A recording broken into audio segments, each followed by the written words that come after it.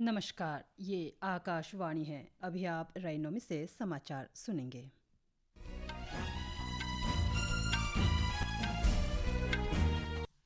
पहले मुख्य समाचार। भारतीय जनता पार्टी के राष्ट्रीय पदाधिकारियों की बैठक के साथ पार्टी का 2 दिन का राष्ट्रीय अधिवेशन नई दिल्ली में शुरू। प्रधानमंत्री नरेंद्र मोदी इसमें हिस्सा ले रहे हैं। श्रीहरिकोटा में इसरो के मौसम निगरानी उपग्रह के प्रक्षेपण की उल्टी गिनती सुचारू रूप से जारी। राष्ट्रीय अनुसूचित जाति आयोग ने संदेश खाली में महिलाओं के कथित उत्पीड़न को लेकर पश्चिम बंगाल में राष्ट्रपति शासन लगाने की सिफारिश की। मौसम विभाग ने जम्मू कश्मीर, लद्दाख और हिमाचल प्रदेश में कल से तेज वर्षा और बर्फबारी का अनुमान व्यक्त किया। भूस्खलन और विद्युत आपूर्ति में व्यवधान की चेतावनी जारी की। और बैडमिंटन में भारतीय महिलाओं ने इतिहास रचते हुए एशिया टीम चैंपियनशिप में जापान को 3-2 से हराकर फाइनल में प्रवेश किया। अब समाचार विस्तार से। नई दिल्ली में भारत मंडपम में भारतीय जनता पार्टी के राष्ट्रीय पदाधिकारियों की बैठक के साथ ही 2 दिन का राष्ट्रीय अधिवेशन शुरू हो गया है। प्रधानमंत्री नरेंद्र मोदी, भारतीय जनता पार्टी के अध्यक्ष जेपी नड्डा और अमित शाह, राजनाथ सिंह तथा नितिन गडकरी सहित कई केंद्रीय मंत्री इस अधिवेशन में उपस्थित हैं। केंद्रीय मंत्रियों, भाजपा शासित राज्यों के मुख्यमंत्रियों, राज्य के मंत्रियों, राष्ट्रीय और राज्य स्तर के पदाधिकारियों, सांसदों और विधायकों सहित करीब 11,500 प्रतिनिधि इस अधिवेशन में हिस्सा ले रहे हैं। आगामी लोकसभा चुनाव के मद्देनजर इस अधिवेशन का विशेष महत्व है। भाजपा नेता व्यापक संगठनात्मक मुद्दों पर विचार विमर्श करने के अलावा लोकसभा चुनाव के लिए पार्टी की रणनीति पर भी चर्चा करेंगे।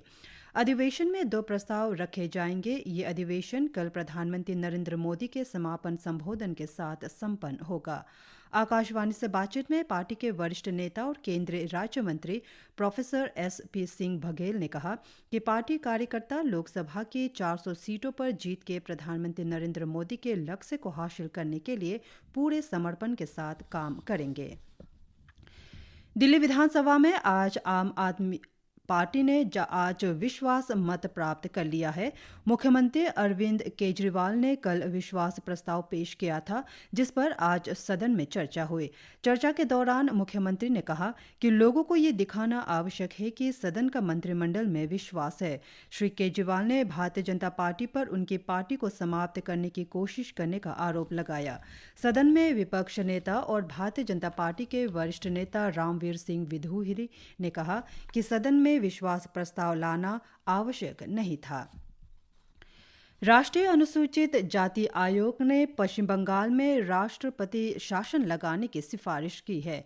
आयोग ने संदेश खाली में तृणमूल कांग्रेस समर्थकों द्वारा महिलाओं के उत्पीड़न के संबंध में राष्ट्रपति द्रौपदी मुर्मू को सौंपी रिपोर्ट में ये सिफारिश की है।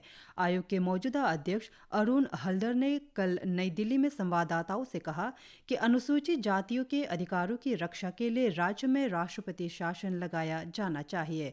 आयोग के प्रतिनिधिमंडल ने कई महिलाओं के इस दावे के बाद बृहस्पतिवार को संदेश खाली का दौरा किया था कि तृणमूल कांग्रेस नेता शाहजहां शेख और उसके समर्थकों ने जमीन पर जबरन कब्जा कर लिया है और उनका यौन उत्पीड़न किया है।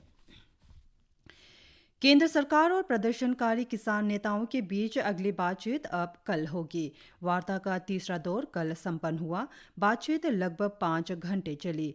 केंद्रीय कृषि मंत्री अर्जुन मुंडा ने कहा कि किसानों के साथ चर्चा सकारात्मक माहौल में हुई। तीसरे दौर की वार्ता में केंद्र सरकार का प्रतिनिधित्व में केंद्रीय मंत्री अर्जुन मुंडा, पीयूष गोयल और नित्यानंद राय ने किया। किसानों की ओर से जगजीत सिंह धलेवल, सरवन सिंह पंडेर और जर्नैल सिंह ने बैठक में भाग लिया। श्रीहरिकोटा में इसरो के मौसम उपग्रह के प्रक्षेपण की उल्टी गिनती शुरू हो गई है। भारतीय अंतरिक्ष अनुसंधान संगठन इसरो आज शाम आंध्र प्रदेश में श्रीहरिकोटा के सतीश धवन अंतरिक्ष केंद्र से मौसम उपग्रह का प्रक्षेपण करेगा। यह प्रक्षेपण जियो सिंक्रोनस प्रक्षेपण यान से किया जाएगा। इस रॉकेट को नोटी बॉय नाम दिया गया है। यह प्रक्षेपण शाम 5:35 पर किया जाएगा। ये रॉकेट से इसरो का 16वां और स्वदेश में विकसित क्रायोजेनिक इंजन से 10वां प्रक्षेपण होगा। इस मिशन के तहत इनसेट 3DS को जियो सिंक्रोनस कक्षा में स्थापित किया जाएगा। मिशन का उद्देश्य पृथ्वी की सतह और सागर तथा पर्यावरण की निगरानी करना है ताकि मौसम पर उसके प्रभाव को समझा जा सके।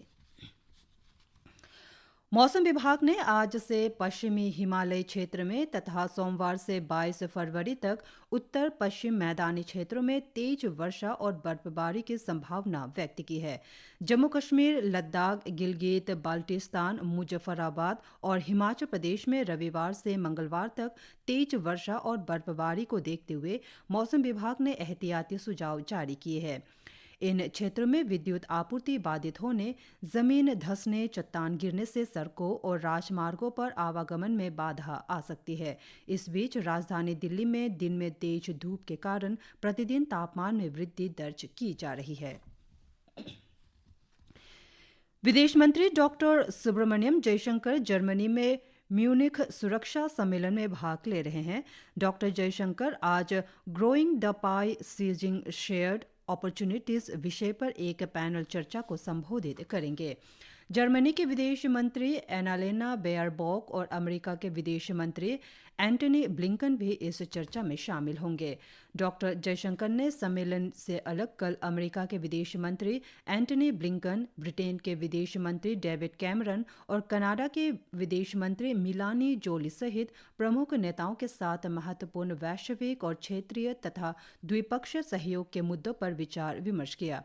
डॉक्टर जयशंकर और यूरोपीय संघ के विदेशी मामलों के उच्च प्रतिनिधि जोसेफ बोरेल ने वर्तमान वैश्विक स्थिति पर चर्चा की। इससे पहले विदेश मंत्री ने जर्मनी की विदेश मंत्री एनालेना बेयरबॉक के साथ बैठक की और वैश्विक चुनौतियों पर विचार विमर्श किया। दोनों नेताओं ने भारत जर्मनी अंतर सरकारी परामर्श की अगली बैठक की तैयारियों की भी समीक्षा की।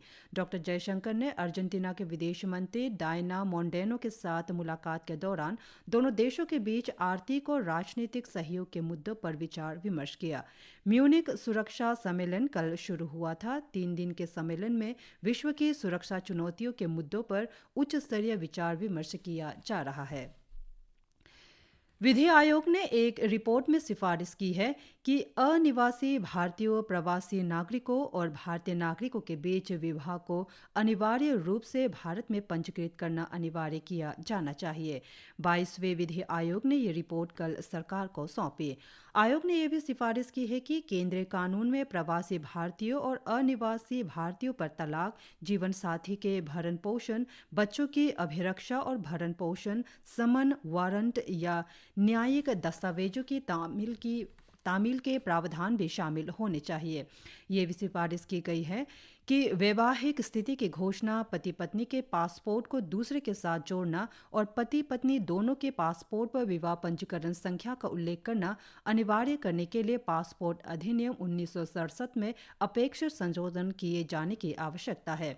इसमें कहा गया है कि सरकार को राष्ट्रीय महिला आयोग, राज्य महिला आयोगों और विदेशों में गैर सरकारी संगठनों तथा भारतीय संघों के सहयोग से जागरूकता कार्यक्रम चलाना चाहिए। मलेशिया के सिलानगोर में बैडमिंटन एशिया टीम चैंपियनशिप 2024 में भारतीय महिला टीम फाइनल में पहुंच गई है। सेमीफाइनल में भारत ने जापान को 3-2 से हरा दिया। इसके साथ ही भारत ने इस चैंपियनशिप में रजत पदक पक्का कर लिया है, लेकिन उसकी निगाहें स्वर्ण पदक पर रहेंगी। फाइनल मैच कल सुबह 7:30 बजे खेला जाएगा। आज के मैच में ओलंपिक चैंपियन पीवी सिंधु पहला मुकाबला हार गई, लेकिन बाद में ट्रिसा जोली और गायत्री गोपीचंद की जोड़ी ने डबल्स मुकाबले में वापसी करते हुए मैच जीत लिया। अस्मिता चालिया ने भी सिंगल्स मुकाबले में जीत हासिल की। चौथे मैच में जापान की जोड़ी ने अश्विनी पोनप्पा और पीवी सिंधु की भारतीय जोड़ी को 2-0 से हरा दिया। इसके बाद निर्णायक मैच में अनमोल खरब ने जापान की नात्सुकी निदायरा को 2-0 से हराकर मुकाबला जीत लिया। पाकिस्तान तहरीक-ए-इंसाफ पार्टी पीटीआई ने घोषणा की है कि वो केंद्र और पंजाब में विपक्ष में बैठेगी। पीटीआई के संस्थापक इमरान खान के निर्देश पर पार्टी ने ये फैसला लिया है। इमरान खान रावलपिंडी के अदियाला जेल में बंद है। पीटीआई ने चुनाव में धांधली को लेकर आज देशभर में शांतिपूर्ण विरोध प्रदर्शन की घोषणा की। इस बीच राजनीतिक दल आम चुनाव के परिणामों की घोषणा के बाद पाकिस्तान और प्रांतों में सरकार गठन की प्रक्रिया को अंतिम रूप देने के प्रयास कर रहे हैं। इसके साथ ये समाचार बुलेटिन समाप्त हुए। नमस्कार।